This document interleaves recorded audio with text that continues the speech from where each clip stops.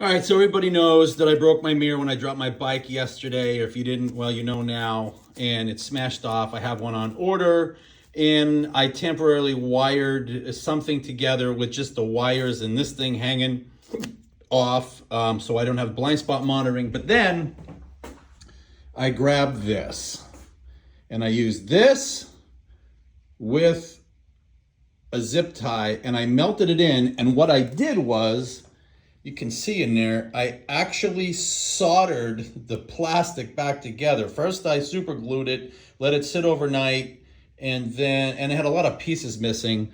So then I went and I super glued it, and and then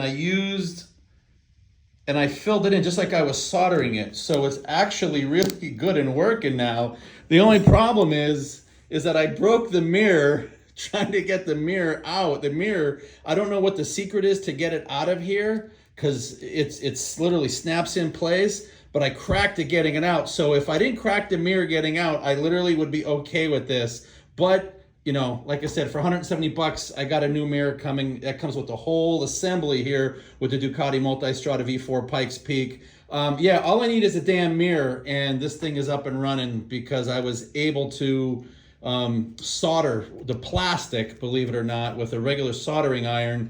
And other than that, that's pretty much it. I just wish that I didn't crack the friggin' mirror, because then I'd be in better shape. All right, this is Rainbow. Please like, please subscribe. This is a short.